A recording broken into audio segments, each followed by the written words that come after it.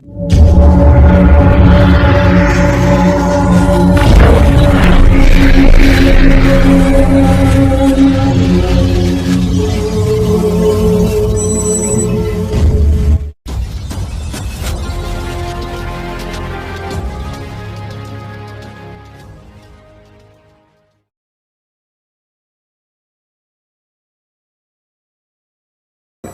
pernah saya baca ya, itu nasik mansek itu ada yang percaya adanya itu, nasik mansuk ada yang tidak percaya. Kelompok ulama kan begitu. Bahkan ada lagi yang kelompok percaya itu ada yang mengatakan bahwa di dalam ayat Al-Quran di dalam Al-Quran sendiri itu ada ayat-ayat yang direvisi menjadi ayat yang baru. Berarti udah nggak berlaku lagi. Ada yang begitu. Tapi berarti ini Mas tidak cocok dengan ini. Ya, kalau saya tidak ada ayat yang dirubah sendiri oleh Allah itu. La tabdila li kalimatillah. Tidak ada perubahan terhadap ajaran Allah atau ayat-ayat Allah. Jadi ini Pak. Ya. Semua kitab suci itu kan yang punya kan ya Gusti Allah. Asalnya sumbernya kan semua dari sana. Ya. ini Pak Ahmad. Waalaikumsalam warahmatullahi wabarakatuh. Oh iya. Iya. Monggo. Pak, sini Pak. Waalaikumsalam. Selamat datang. Selamat datang. Ini Pak Ahmad. Mari.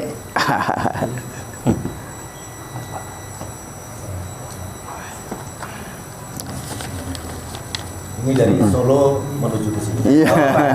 Berapa orang? Satu. Dia masih mau urus. Oh. Ya. Saya lanjut Pak. Jadi begini. Taruhlah, oke lah, perdebatan itu kita hindari dengan mengatakan oke lah direvisi. Lah kalau yang merevisi yang punya sendiri kan ya tidak masalah. Iya. Paham Pak ya? Iya. Yang merevisi itu kitabnya Allah, yang merevisi Allah ya suka-sukanya Allah. Gitu. Monggo dilanjut. Ya, itu begini, menurut yang saya dengar yang satu kelompok itu katanya ayat yang satu direvisi menjadi ayat berikutnya dengan rumus ayat-ayat yang sekiranya tidak relevan antara yang satu dengan yang lain itu bisa direvisi dengan ayat yang turunnya itu belakangan. Kalau ayat yang belakangan itu sudah merevisi, berarti ayat yang depan tadi tulisannya masih, tapi sudah tidak berlaku. Begitu. Nanti bertanda tanya loh. Katanya Al-Quran itu kitab yang sudah sempurna, tapi Allah kok masih merevisi. Bahkan revisinya itu sepertinya jauh berbeda. Antara lain ada yang bilang lah ini mohon dicek nanti. Ya. Di ayat-ayat yang awal kalau tidak salah ini ayat-ayat di Mekah ya. Itu ceritanya itu ayatnya lunak-lunak. Sehingga ada ayat yang mengatakan tidak ada paksaan bagi tidak ada paksakan untuk masuk agama Islam. Toleran ya. Nah, terus ayat berikutnya yang turun belakangan ada ayat yang mengatakan yang pernah saya sampaikan tadi dulu.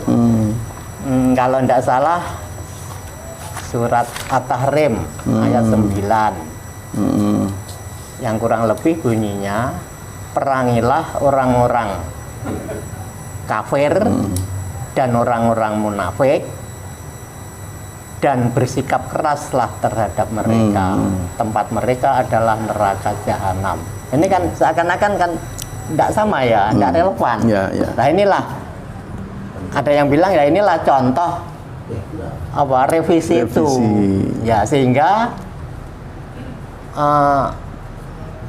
ada yang menyimpulkan bahwa tadinya ayatnya lunak kok jadinya kok keras begitu.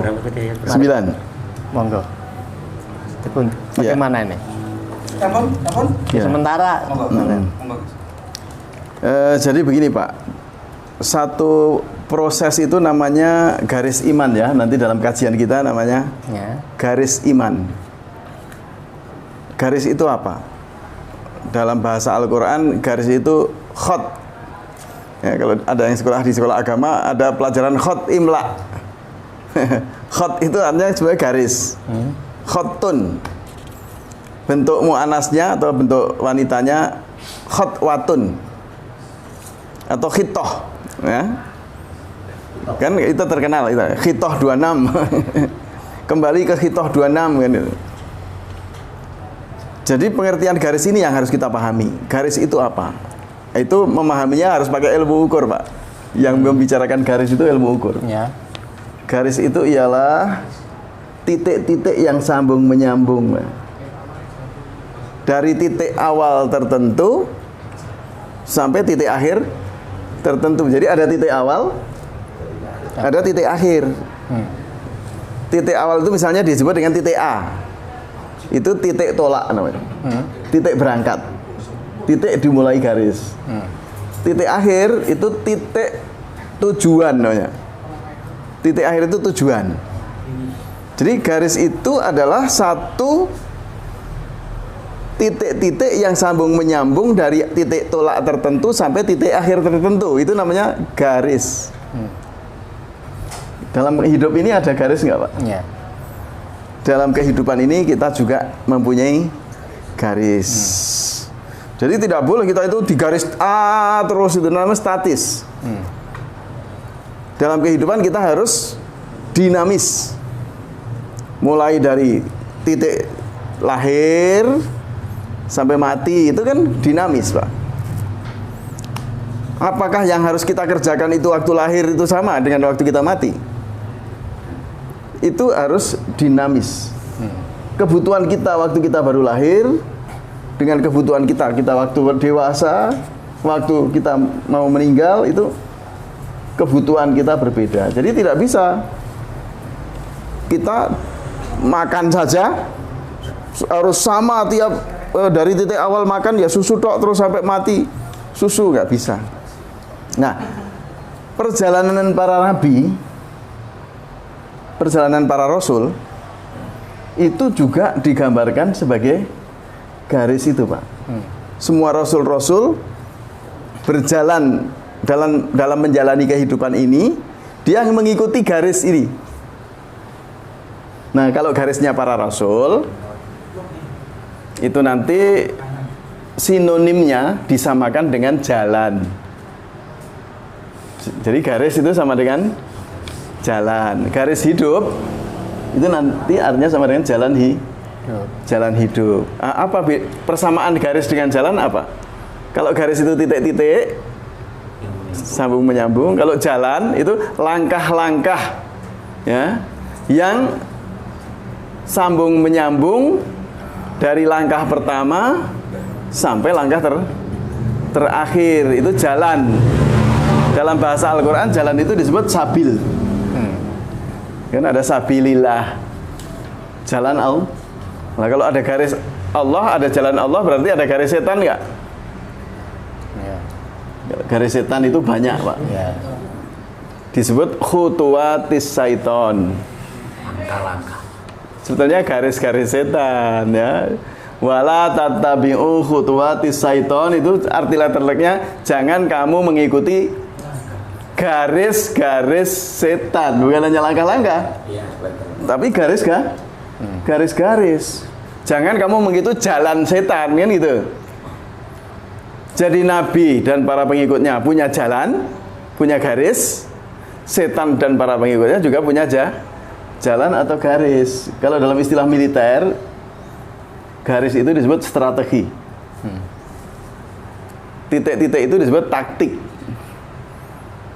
Garis iman sama dengan strategi dan taktik iman. Semua manusia, baik yang benar maupun yang salah, kalau dia punya tujuan, dia harus punya strategi dan taktik untuk mencapai tujuan itu. Maka Allah mengajarkan garis hidup kepada para nabi. Begini loh jalan yang harus kamu jalani untuk mencapai tujuan hidup. Dinamis nggak ini jalan ini? Dinamis. Langkah pertama tentu dengan langkah ketiga, langkah keempat berbeda. Apakah langkah pertama terus sudah dihapus, terus nggak berlaku lagi? Ya bagi Nabi yang sudah melewati langkah pertama itu, ya dia nggak akan kembali lagi ke langkah pertama. Tapi orang yang mau memulai perjalanan yang seperti yang dilalui oleh Nabi kan dia dari titik awal juga. Kan? Jadi jalan yang telah ditempuh oleh para Nabi itu oleh Quran disebut Sirotol Mustaqim, jalan yang benar gitu. Sirotol Mustaqim itu jalan hidup yang benar. Itu yang digariskan, yang garis siapa? Allah yang garis, Pak. Yang bikin garis itu Allah. Apa bikinan Nabi? Bukan, Nabi itu hanya ngikuti garis yang sudah ditentukan oleh Allah itu. Dia hambanya, hamba Allah. Jadi Quran itu bukan bikinan Nabi Muhammad, Pak. Jadi intinya kalau garis apa tadi? Garis iman. Nah, itu kalau dari Nabi yang lalu kemudian direvisi menjadi ajaran Nabi yang baru, itu bisa kami terima. Tapi kalau di dalam satu garis, maksudnya satu Al-Quran ya, itu kan khusus dari lewat Kanjeng Nabi Muhammad ya. Itu di dalam satu Nabi, itu ayat-ayatnya itu tadi yang saya sampaikan tadi, itu direvisi. Itu menurut Mas ini bukan revisi, Pak. Memang diganti. Langkahnya harus begitu. Ya, ini langkah pertama kamu harus begini, langkah kedua harus begini, langkah ketiga harus begini sampai langkah terakhir. Nggak ada yang diganti. Mungkin begini. Coba. Ada kalimat tadi yang dari Pak Wid tadi gini. Di awal-awal ayat Al-Quran terbesar lembut lunak, Al-Afidin, anggaplah begitu. Ya. Kok tiba-tiba perangilah, bla bla bla. Berarti kok memaksa orang ini? Nah, itu. Ini kan berarti berubah. Gitu Pak, itu maksud yang tanya itu kan berubah ini dong. Nah, gitu loh. Yang menurut jenengan itu bertentangan ya. Ya. Yang pertama begini kok akhirnya berubah. Ini saya sempat lihat Surat Tahrim. Ini suara saya agak serak. Jadi Surat Tahrim 9. Surat Tahrim. Mungkin beliaunya mengartikan kata jihad itu seperti dengan kata selalu perang. Bunuhlah. Padahal tidak ada kata-kata bunuhlah di sini sama sekali.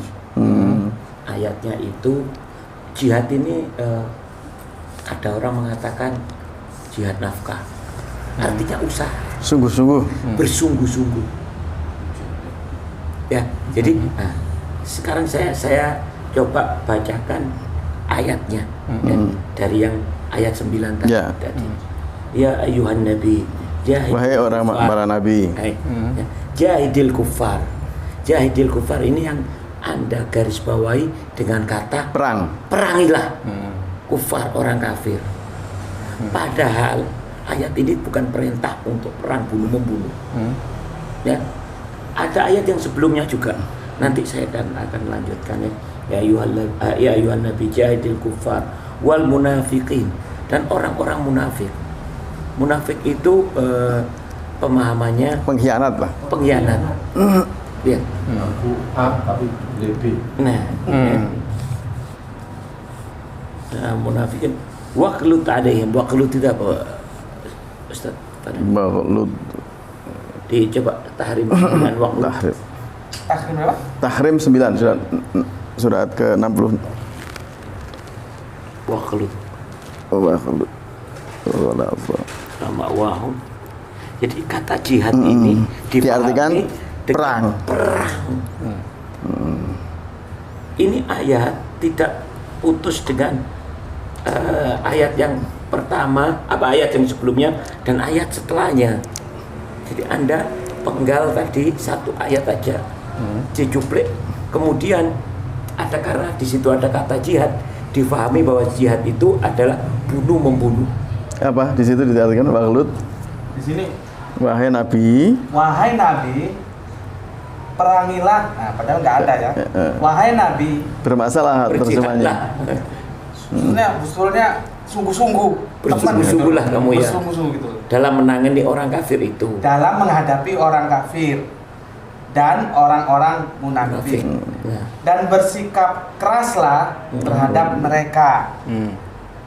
Tempat mereka adalah neraka jahanam, dan itu seburuk-buruk tempat. coba ayat sebelumnya Kembali. dan ayat sesudahnya. Arab ini yang 9, ya, yang 8 saya baca.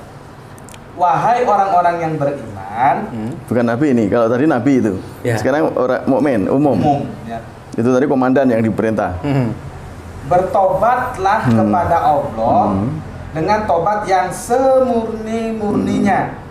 Semoga Mudah-mudahan Tuhan kamu akan menghapus kesalahan-kesalahanmu dan memasukkan kamu ke dalam surga-surga yang mengalir di bawahnya sungai-sungai.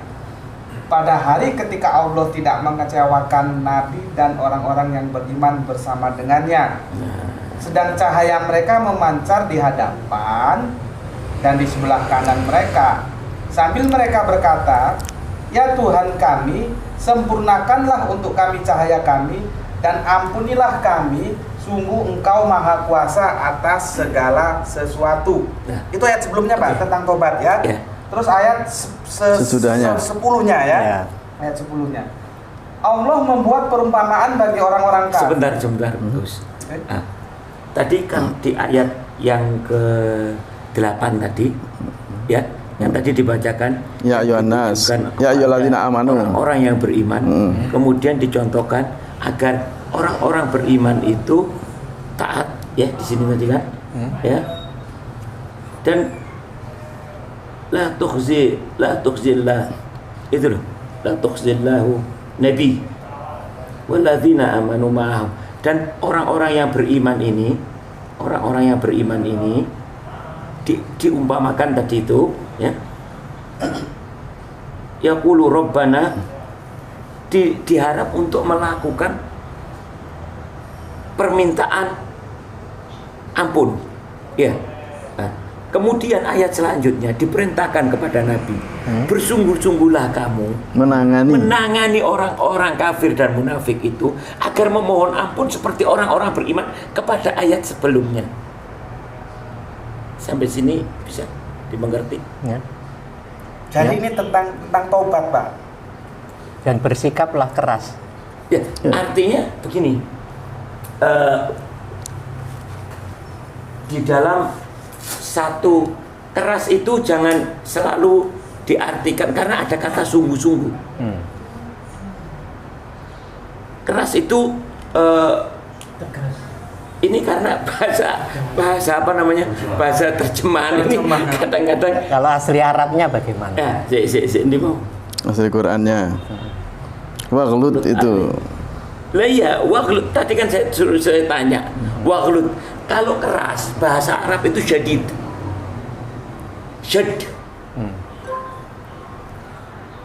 Bahasa Mestinya Arab syadid. wasdud. Waghlud itu sebetulnya keras dalam bersungguh-sungguh. Apa ya? Saya mencari harta dengan Sungguh-sungguh. dengan Keras. kerja keras. Jadi gimana? Mukuli orang gitu, keras kasar gitu. Keras dan kasar berbeda. Jadi memang mohon maaf, beliau siapa tadi namanya? Pak Wid. Pak Wid ya. Pak Wid. Ya. Nah, Pak Wid, jadi mohon maaf sekali, terjemahan di sini nih Bermasalah. bermasalah. Benar. Nah, saya ini kan bisa saya Terjemahan. Iya, Mohon betul. klarifikasi Betul. dari Seperti kata jauz. Jauz itu dalam bahasa Arab artinya pasangan. Tapi Zauj. di sini diartikan istri. Istri. Jadi kacau semua. Pasangan Jadi dianggap istri. Jadi kalau saya pasangan saya, istri saya, tapi istri saya pasangannya suami. Nah, jadi mohon maaf sekali, jadi memang terjemahan di dalam bahasa Indonesia ini. Tapi begini ya, maaf ini. Saya pernah melihat tafsirnya, tafsir dari ayat tersebut. Iya. Tafsir apa? Beberapa penafsir itu kok menyatakan bahwa memang perangilah itu memang perang fisik, kok begitu? Para penafsir kelas atas loh ini. Sebenarnya begini Bapak, barangkali sekali lagi yang dipermasalahkan adalah gini, apa benar ada revisi? di dalam satu teks apa yang turun pada Kanjeng Nabi Muhammad. Ya. Beliau melihat kok kayaknya ada revisi. Terlihat walaupun beliau harusnya nggak boleh ada revisi. Kok awalnya begini, akhirnya keras, berarti ada revisi dong, ada perubahan dong. Betul. Nah, kira-kira gitu lah. Sebetulnya itu poinnya lah. Kalau itu poinnya, pertama jawabannya sudah pasti tegas. Tidak ada ayat yang direvisi, tidak ada yang ayat dimansuh, karena seorang Nabi Kanjeng Muhammad baik mulai awal menerima Iqra sampai tuntas itu tetap tidak ada perubahan. Ya, logikanya kan begitu ya. Dan memang begitu. Tapi Sehingga yang dimansuh itu dalam tanda petik sudah dijelaskan bahwa Injil, Taurat, Zabur, Suhuf, semua itu sudah lewat, sudah berlalu, dan keilmuannya sudah diobok-obok tadi, maka kemudian diturunkan kembali untuk merevisi yang sebelum tadi. Maka yang diganti, kalau boleh dikatakan, atau direvisi yang itu salah, yang dibawa Nabi sebelum Nabi Muhammad. Tapi Nabi Muhammad itu anggaplah kalau kata revisi digunakan ya, merevisi yang sebelum-sebelumnya, dan yang dibawakan Nabi Muhammad mulai dari awal ayat yang pertama Iqra itu ya, sampai yang terakhir tidak ada yang namanya revisi. Nah, sekarang permasalahannya adalah penjelasan dong. Kok kesannya ada istilah atau kontradiktif dong. Kalau awalnya kok lembut-lembutan, kok kemudian ujungnya kok keras-kerasan. Nah, ini yang sebetulnya harusnya dijelaskan. Nah, itu yang menurut saya yang harus dijelaskan. Nah, cuma begini juga Bapak begini. Yang namanya tafsir nggak peduli dia kelasnya apa saja, bisa benar, bisa salah juga bisa salah. Gitu. Yang namanya tafsir, kecuali kalau tafsirnya oleh Kanjeng Nabi sendiri. Nah, begitu tafsir itu sudah di tangan manusia sehebat apapun, ada peluang benar, ada peluang salah. Nah, termasuk itu yang pertama. Yang kedua, Bapak, kita tidak bisa melihat Islam itu misalkan ini ada ayat begini, terus kita ikuti, nggak bisa. Ayat ini begini, ini kaitannya dengan ayat-ayat yang lain kayak apa, dengan yang sebelum-sebelumnya kayak apa, karena itu sebagai satu kesatuan. Nah, kita yang menjadi kelemahan kita, karena kita bukan orang yang ahlinya misalkan mengenal bahasa aslinya, kira-kira gitu kan ya.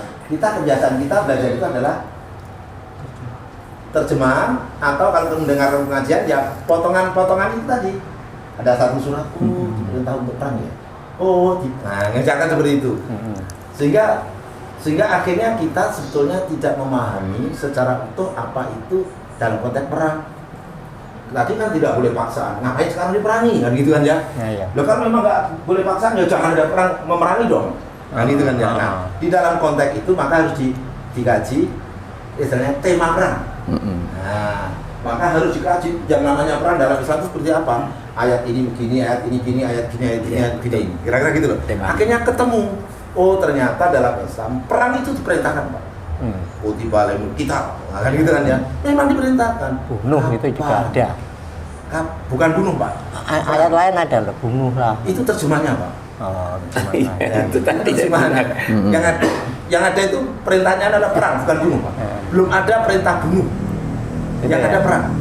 Ya, nah, kalau sudah begitu lalu kita harus menghimpun berbagai ayat yang berbicara mulai awal, misalkan mulai Al-Baqarah. Kalau Al-Fatihah kan nggak ada perintah perang. Mulai Al-Baqarah itu sudah muncul mulai pertama perang itu konteksnya apa. Nah, sehingga akhirnya Pak kita jadi tahu, oh duduk perkara Islam itu memerintahkan perang jika seperti apa. Nah, kita akan ketemu Pak. Tapi kalau kemudian kita membaca satu potongan terjemahan seperti At-Tahrim ayat 9 itu dengan terjemahan yang seperti itu merusak pemahaman. Kenapa? Karena memahami Al-Quran itu juga tidak boleh dipotong itu. Karena itu kalau di surat berapa? Syahrul Ramadan al-Azim unzila fil Qur'an hudan nas wa bayyinatin minal huda wal furqan. Jadi Al-Qur'an itu hudan, bayyinah, furqan, pemisah. Jadi apa artinya apa? Jadi ada yang sifatnya hidayah apa petunjuk ini kemudian harus dijelaskan lewat nas-nas yang lain, lalu dibandingkan di Furqan dengan nas yang lain sehingga lalu ketemu. Nah, kesalahan kita Pak Saya dulu juga belajar juga gitu Pak.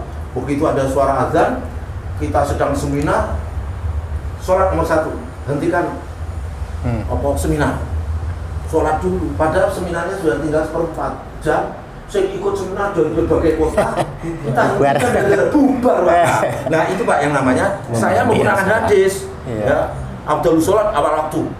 Sudah saya gunakan satu hadis tok, saya hajar. Nah itu konyol. Nah, dengan mana ini juga begitu dulu perkaranya di sini bahwa kata perang itu apa, kata jihad itu apa, maka harus dikaji konteks perang.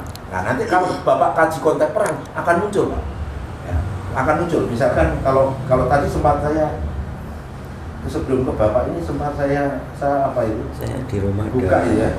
Ada Quran tematik. Masalah Quran ayat-ayat bahas apa itu tadi ya? Sebentar. Pencarian. Nah, perang. Nah, misalnya di sini jihad itu diartikan perang.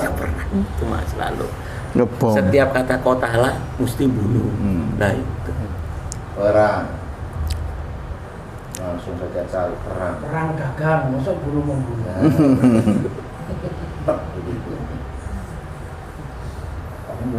Ketemu. Atau gini Pak, sambil menunggu Gus Nur ya. Gini Pak, tadi penjelasannya sudah lengkap kan? Dan jenengan dari wajah yang saya lihat kurang puas nih. Iya. Mudah-mudahan sama Gus Betik puas Pak ya. Jadi begini Pak. Oke, sebentar Ya, kalau ketemu Bapak ya. Al-Baqarah ini kan surat yang kedua. Yang pertama kita yang kedua. Ayat 177 dikatakan begitu. Saya baca biar lengkap, biar tuntas ya. Kebajikan itu bukanlah menghadapkan wajahmu ke arah timur atau ke barat, tetapi kebajikan itu adalah kebajikan orang yang beriman kepada Allah, hari akhir, malaikat, kitab-kitab, nabi-nabi, dan memberikan harta yang dicintanya kepada kerabat, anak yatim. Aduh, ayat berapa? 177. Laisal birra. Al-Baqarah 177. Laisal birra an tuwallu wujuhakum qibalal masyriqi wal maghrib. Ini Gus. Udah ketemu ini Gus. Sudah. Iki sing setuju. Enggak, Ini Arab. ini rangkaian yang utuh tentang perang. Itu kan ada di surat Al-Baqarah itu. Nomor piro Bi? 177. Ini menghapus ini gimana? Mau ditanya ini. Tulisannya. Ini yang kita mau kita baca. Ini. Nah, ini 177, 190, 191 ini masih dalam satu surat Pak Al-Baqarah. Maka dikatakan gini. Pertama yang pertama itu orang-orang yang menepati janji apabila berjanji dan orang-orang yang sabar dalam kemelaratan, penderitaan dan pada masa peperangan. Mereka itulah orang-orang yang benar dan mereka itulah orang-orang yang bertakwa. Dan perangilah di jalan Allah orang-orang yang memerangi kamu, tetapi jangan melampaui batas. Sungguh Allah tidak menyukai orang-orang yang melampaui batas. Dilanjutkan Pak. Dan bunuhlah mereka ini terjemahannya. Dan bunuhlah mereka dimanapun kamu temui mereka, dan usirlah mereka dan dari mana saja mereka telah mengusir kamu. Dan fitnah itu lebih kejam daripada pembunuhan. Dan janganlah kamu perangi mereka di Masjidil Haram kecuali jika mereka memerangi kamu. Jadi jika mereka memerangi kamu, maka perangilah mereka. Demikianlah balasan orang yang kafir. Dilanjutkan. Dan perangilah mereka itu sampai tidak ada lagi fitnah dan agama hanya bagi Allah semata. Jika mereka berhenti, maka tidak ada lagi permusuhan. Selesai. Jadi tidak ada yang namanya perang itu yang menyerang kalau tidak diperangi.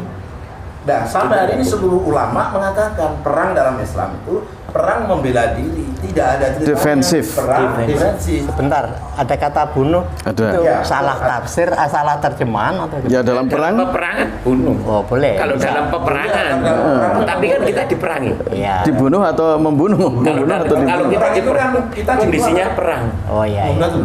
Tapi prinsip dasar yang Bapak perlu pahami adalah tidak ada satupun nas Al-Quran yang memerintahkan orang yang tidak memerangi kita perangi. Itu poinnya. Ini poin, Pak. Kafir Nah, gitu loh. Nah, sekarang menjadikan negeri ini tiba-tiba didatangi Cina jutaan, terus kemudian mau membantai kita. Kita diam, Pak. Nggak bisa. Nah, gitu loh. Karena itu perang itu diperintahkan kalau kamu diperangi. Tidak ada yang Defensif. membuktikan. masyarakat kafir. Walaupun Pak begini, ada ulama Ya, ya, tertentu, bisa. ustadz tertentu yang menafsirnya kita harus memerangi orang kafir. Ada Pak begitu. Tapi kalau Pengertian kami kafir. jujur membaca secara komprehensif dari ayat ini, dari ayat ini, dari ayat ini ditemukan Pak, ketemu duduk perkaranya. Termasuk misalkan di dalam beliau lebih tahu, misalkan dalam kajian kita itu yang namanya orang kafir itu ada kafir zimmi, ada kafir harbi. Ya, ini Pak Ahmad mau Artinya apa? jelasin kafir Ada itu. orang kafir yang tidak memusuhi. Iya. Haram Pak memusuhi mereka sama dengan memusuhi aku, kata Nabi. Tapi kalau mereka memerangi kamu lah baru. Nah gitu Pak. Jadi itu yang saya sebut memahami itu harus komprehensif agar lalu kita tidak terjebak Bulat. satu statement ayat lalu kita nah itu Pak. Karena saya dulu juga begitu Pak. Wah, saya itu dulu wangker Pak, kuras Pak. Karena satu ayat satu ayat Nah setelah bilang lo udah dulu. Terus gini, mungkin bisa saya Itu tambahkan. tanya apa? Boleh saya tambahkan, Pak, di dalam memahami kata kafir, ya, Islam itu membagi. Ada kafir dhimmi, ya Pak ya. Kafir dhimmi itu, kemudian yang kedua ada kafir harbi, yang ketiga ada kafir muahad. Kafir dhimmi ini orang kafir yang kafir dalam arti kata kafir ini yang menggunakan bukan cuma orang Islam loh Pak. Orang Yahudi, orang Nasoro juga menggunakan kata kafir ini. Jadi jangan sensitif dengan kata kafir. Karena orang Yahudi, orang Nasoro juga menggunakan kata kafir. Kafir dhimmi ini orang kafir yang tidak mengganggu kita, hidup di lingkungan kita diwajibkan hidup bersama. Diwajibkan saling tolong menolong. Ya. Kemudian ada kafir harbi. Orang-orang kafir artinya non-Islam, ya, yang menyerang Islam. Nah, ini yang wajib kita perangi. Kita harus berperang sama mereka karena mereka datang menyerang. Seperti tadi ayat yang dijelaskan. Yang ketiga ada namanya kafir muahad. Umpamanya saya punya perjanjian dengan Amerika. Saya datang ke dokter-dokternya di sini. Perjanjian kerja Pak, kesehatan, dokter-dokter dari Amerika datang ke sini. Kita kerjakan di rumah sakit kita. Kemudian tiba-tiba Amerika perang, memerangi kita. Datang. Kan ada dua ya. Yang satu kafir datang untuk memerangi, yang satu kafir muahad. Perjanjian. Perjanjian muahad ada perjanjian. Ada perjanjian. Kita diharamkan membunuh orang yang ada perjanjiannya itu bagi orang Islam. Mereka harus dikembalikan ke negaranya dengan selamat. Bahkan kalau ada serangan dari mereka, kita harus melindungi. Jadi klasifikasi kafir itu memang tidak seperti yang Kebiauya gitu. Sebegitu juga kotal, kata kotal bunuh. Di dalam Al-Quran ada satu kata namanya qatalahumullah. Bunuh-bunuhanlah sama Allah. Kalau jadikan letter leg ya kan nggak mungkin. Jadi setiap kata qatala, doroba, ini Ustaz Farani juga hebat sekali itu. Qatala, doroba, apalagi ja'ala, Fataha, Qara. banyak kan, bukan Banyak salah paham, Pak. Iya.